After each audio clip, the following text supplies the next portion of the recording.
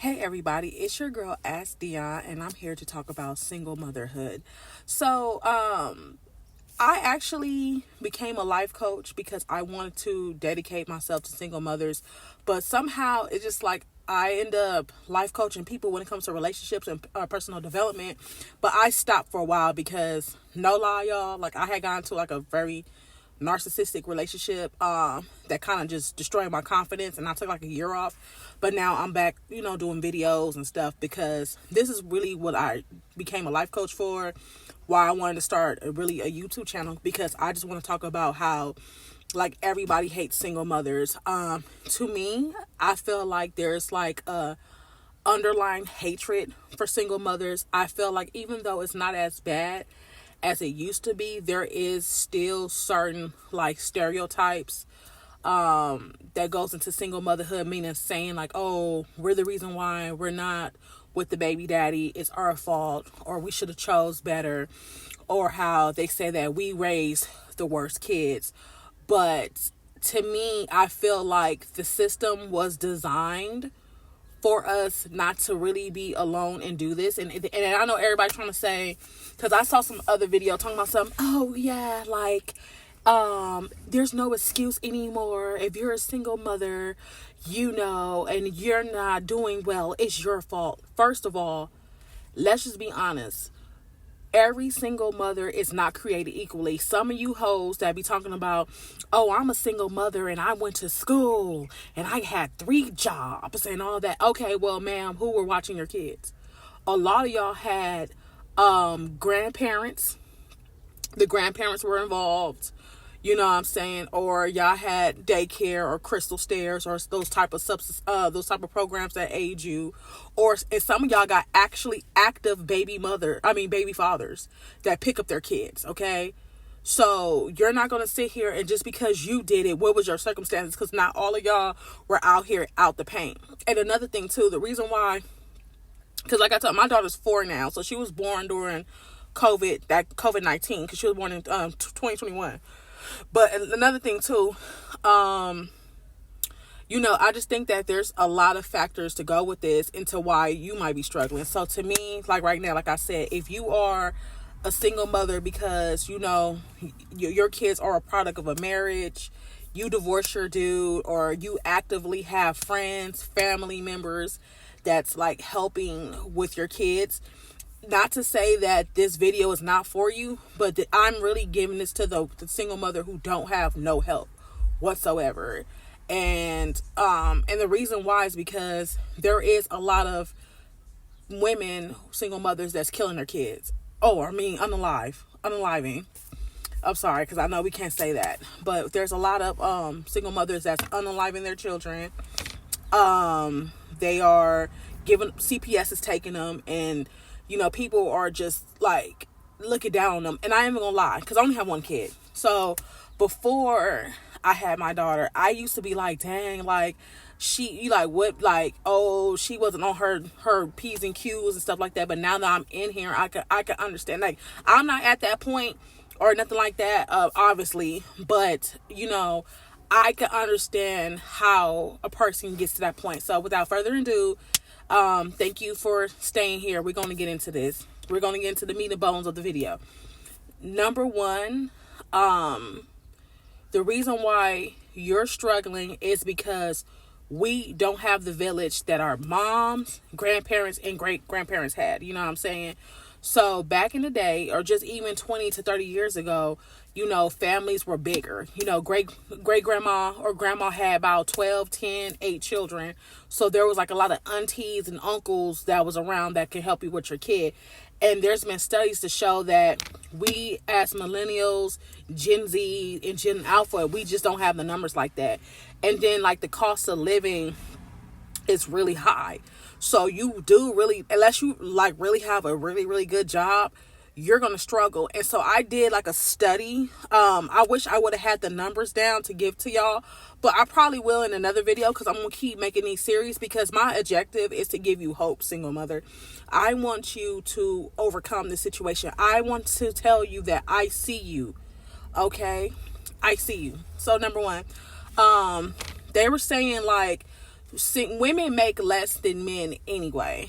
And if you are African American, as a single mother, you make less than your white counterparts.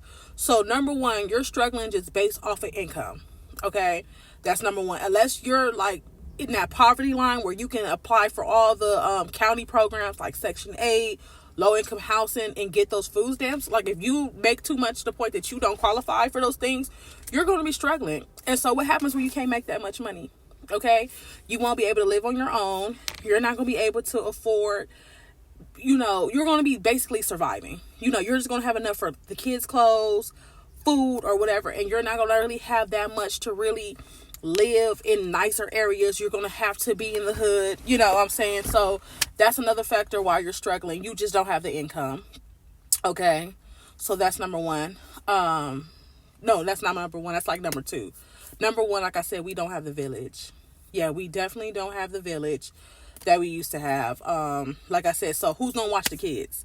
And daycare prices is so high, like compared to what it used to be. Daycare prices is just crazy. So at the end of the day, you're going to be stuck. And then that's why a lot of times, like, your baby father wants to get you pregnant, you know what I'm saying? Or knock you up because they know that you don't have they know that you're not going to move. If you're a good fucking single mother where you just don't be leaving your kids where everybody, or you're not abandoning them for weeks at a time, you're going to be stuck. Okay. And they know that. And they use that as a tool to keep you bound to them. Okay. So that's, like I said, that's going towards you don't have a village and stuff like that. And another thing too, I don't know about other communities, but I know for like the Black community too, I really feel like, because like I said, I'm about to be 40 in a couple of years. Like this year, I'm going to be 38. I really feel like in our community, especially the Black community, we need to have talks with our sons and daughters. Because a lot of the mothers I hear, they're like, oh, how many people, I raised my kids. I don't want to babysit your kids. I don't want to watch them for a weekend. I want to be outside. I want to be at the casino. I want to go on trips. I want to start, having me a boo thing. Okay, if that's the case, then, because let's just say, like, you could have been tired. You didn't have no help. You had to work 3 or 4 jobs to support your children. You know what I'm trying to say? So, I mean, I understand that. But at the same time, you need to tell your kids, like, hey, if you get pregnant, I'm not going to be able to help you, because a lot of people, I know, like I told you, like my thing is a little like different, but a lot of people be thinking they're going to have kids and they're going to have grandma and them watch them, and grandma like, no, I'm at the club. So I just feel like you need to express to your kids, like, due to the level of trauma that you had when you was watching them, that you don't want to watch your grandkids. And I think that would make people make better choices, because sometimes people be thinking that, oh, like, I have a kid, I have a village to help me, and the village is not there. Like I said, and the second thing is income. Okay, your income is really, really going to be like I told you, unless you have a good job before you start having these kids, or whatever the case might be, you're going to struggle. And those two things is going to wear you out. Number one, you're going to be frustrated mentally, because you're not going to have the finances to really raise your kids. You're not going to have the finances to put them in. If they don't have any free activities, swimming, dancing, soccer, baseball, or things to further their education or their development. You know what I'm saying?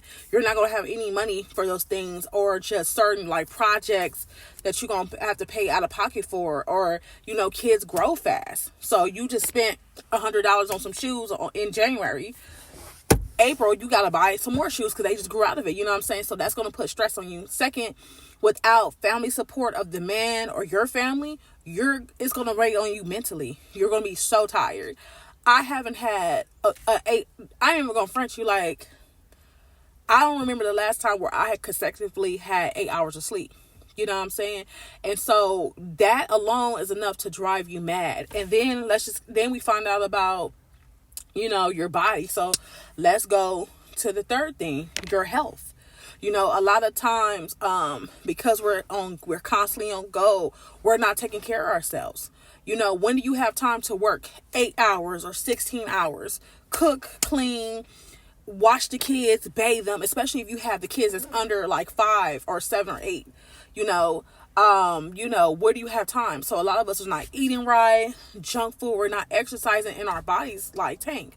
You know what I'm saying? And so then some of us, not all, turn to substances, our mental health to just get us through the day. So now you're drinking more wine, you're smoking weed, you're doing whatever you can to keep up, and that's not good. And so, now you're going to be mad at yourself because you don't look like how you used to look, before you had your kid. You done gained some weight, and then also too, we just found out that it really takes a woman like 5 years really to make a full recovery. Like the first year or so, your hormones is bouncing out and you're healing, and then just your body getting its strength back, and then on top of that you just feeling like who you were. It takes about 5 years. And so you got all that going on. Then on top of all those factors, society judges the fuck out of women. It's like society, especially like with the YouTube podcast area, it's just like society makes they get away for just disrespecting women. I'm sorry, y'all, I'm my top. They get away with disrespecting women so much. If single mother, it's your fault. It's your fault that you live in the hood. It's your fault that you brought these babies in. But it's like, well, damn shit. Like, who gonna have the kids then? If everybody's literally waiting to be married to have kids, who's gonna have kids? We're already in a baby crisis as we speak. Y'all should be thanking the single mothers who said, we're gonna give birth up in here, because nobody's what they say, like damn near like half of the American population don't have children. Okay, so at the end of the day, that's something that you have to think about too. So you got people constantly shaming you, and they do. They shame you. They shame you for not keeping a nigga or a man. They shame you for, making the wrong choice. It's like they still do it. I don't care, because when people are married, like I told you, I've been married before. So no, my kid is not from my ex-husband. But when I was married, and I would tell people, especially me being married in my mid to late 20s, it's just, people want to be your friend more. People give you props and you get all these perks, right? But then as soon as I became a baby mama, because me and my husband, we couldn't have kids. I guess we wasn't just compatible, and it was just so hard. Like, we had to go see doctors and shit. So when I divorced him, I started dating and had a little hot girl summer. I got knocked up. And people were just, your value is low now. You ruined your chances. Now you have baggage. Like, all this negative shit that I didn't expect to experience, especially from the people that I've been around for the most. And another thing too, what other single mothers be going through and why they want to get rid of their kids and stuff like that. People know, I'm telling you this, people know once you have that kid, you're going to be struggling. They know it's going to be hard for you. Some people, especially if your family is toxic, will see you struggling and don't want to help you because they want you to struggle. You know what I'm saying? People know, I know for me, because of I was really popular, party girl type shit, whatever. It was almost once again, I was married. Me and my husband, he didn't have no kids. I didn't have no kids, so we're married. A lot of my family members was hating on that. You feel me? So then when I left him and then became a baby mama, it was almost like, yes, you're down in the slumps with us. And I have been fighting to get out of that space, to get back to who I was, to get my own apartment. Things have been really hard. And so a lot of people would like to watch you struggle. And so you got all these, so you got all that going on, people shaming you, and then dating. You know what I'm saying? I'm going to be honest with you, before, when we were growing up, it was nothing for a dude to date a girl that has some kids, because it was expected at a certain age. Okay, yeah, you have kids, but now we're living in a time where women are making more money than they had ever had before. They're owning homes, they got these condos, apartments, they're dressing good, they're going on vacation, and they don't have no children. So, unfortunately, single mother, you're competing, you're in the fucking market competing with the women who don't have kids and who got careers and they got more than you. And I'm gonna be honest with you, the men ain't like who they used to be back in the day. A woman didn't have to have shit. You feel me? And a dude could come along and upgrade her life on some Doug and Jackie Christie type shit. You feel me? Now these niggas is looking for the women with the money, because they not making it like they used to. The women out earning them. So if you as a single mother, if you don't have your body together, you ain't got your finances together, and you ain't got your looks together, you feel me? A man gonna look at you like, So all that is going to be taxing on you, and it's stressful and it's a lot. But I'm here today to tell you that you can survive and don't unalive your kids. You know what I'm saying? Because at the end of the day, like, those children are really the only people who for real love you. You know what I'm saying? They're the only people that's going to for really love you. They for really care about you. You know what I'm saying? I say for really, but you know, like I said, I'm going to make these videos more detailed. But I wanted to give you this video to understand, like, you're not failing because you're horrible or you suck. You're going to be imperfect sometimes. You're going to struggle sometimes. You are literally by yourself, and you're fighting a system that wasn't designed for you to be alone. You're fighting family members that are happy that you're struggling. You're fighting a baby daddy who's mad that you don't want to sleep with him no more. So he's purposely withholding his finances and his family and stuff, because let's just be honest, like, when men don't want to deal with kids or shit like that, it seems like the family just listen to them. They don't give that grace to no woman. They, like I said, they shame the woman. But when a man say that he don't want to be part of his kid's life, it's like the whole family agree with him.